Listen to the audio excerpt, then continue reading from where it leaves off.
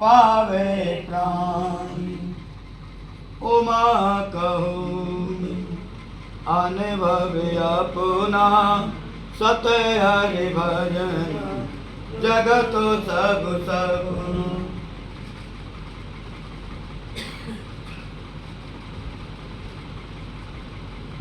वास्तविक ही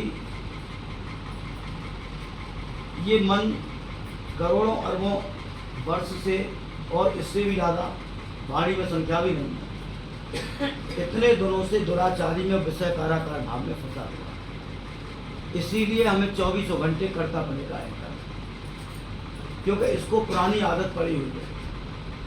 अब आध्यात्म लाइन में या सत्संग में थोड़े बहुत समय से आए, अब कितनी जागृति की जरूरत है, अंदर के कितने जागरण की जरूरत है,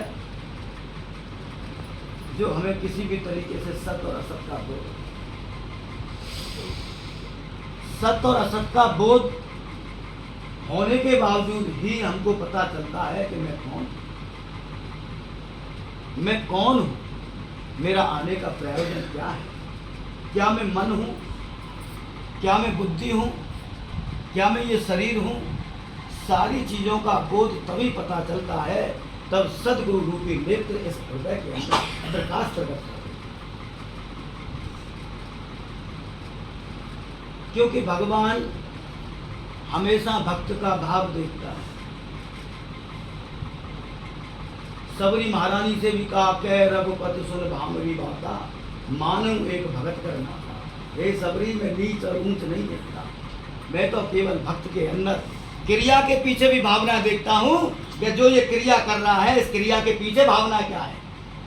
क्रिया तो कई बार पाखंड में बनती रहती है और पाखंड ही होती रहती है जीवन भर, पूरा जीवन निकल जाता है पाखंड करते करते, लेकिन उस क्रिया के पीछे हमारी भावना क्या है। क्रिया इतनी महत्वपूर्ण नहीं है जितनी महत्वपूर्ण उसके पीछे छिपी हुई भावना है। क्यों? क्योंकि उस गुफा में पहुंचने के लिए, गुफा माने जीवन की गहराई, क्योंकि ये शरीर और मन और बुद्धि का खेल नहीं, ये आत्मा का खेल। ये बिना प्रेम के कभी भी प्रकट नहीं हो सकता है।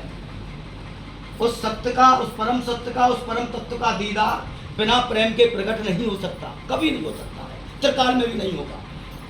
क्योंकि अहंकार को, कर्तापने के भाव को तोड़ने वाला प्रेम ही है। क्योंकि जिस समय उस विरह के अंदर वह गुरु ने जगाया, जागृति की, थोड़ा सत असत का बोध हुआ, जागृति में जागरण होता है, जागृति में जिज्ञासाएं बढ़ती हैं, तो प्राणी छटपट आता है। जैसे किसी समय पर स्वामी विवेकानंद जी और आज भक्त पीपा जी भी गए थे, वो भी रविदास जी के शरण का आश्रय जैसे तैसे पहुँच करके पहुँच गए वहाँ। जिज्ञासा ऐसी उठी कि खूब बढ़िया अपना राजकाज खूब बढ़िया सुंदर तरीके से चला रहे थे, पढ़े लिखे विद्वान थे, लेकिन जब आत्मा की जब पढ़ाई और आत्मा की जब अंदर आवाज़ चालू हो जाती है तो फिर ये पढ़ाई कौन हो जाती है, जो आधुनिक जो पढ़ाई है शास्त्रों की, वेदों की। क्योंकि ये ठीक है, वेदों की जो पढ़ाई है, इससे दैन्यता अगर नहीं आई तो जीवन में कुछ नहीं पढ़ा, और वेदों से आदमी आत्म तत्व तक पहुँच सकता है। लेकिन दैन्यता अगर कोई एकदम सरलता, वो क्रिया में उतर जाना चाहिए। वो पढ़ाई जो याद करी है, जो पढ़ाई को हमने सीखा है, वो हमारी क्रिया में अगर आ जाए, हमारे आचरण में अगर आ जाए तो दैन्यता जरूर आ जाएगी। लेकिन इससे भी बढ़ करके जो है वो संत महापुरुषों के शरणों का आश्रय है। तो इसी प्रकार से पीपा जी छटपट आ गए बिल्कुल एकदम। उनकी धर्म पत्नी का नाम सीता था। जब उनकी बेचैनी की हालत देखी, उदासीन भाव देखा, इतना अच्छा राजकाज को संभाल करके चला रहे थे, सभी संतुष्ट थे।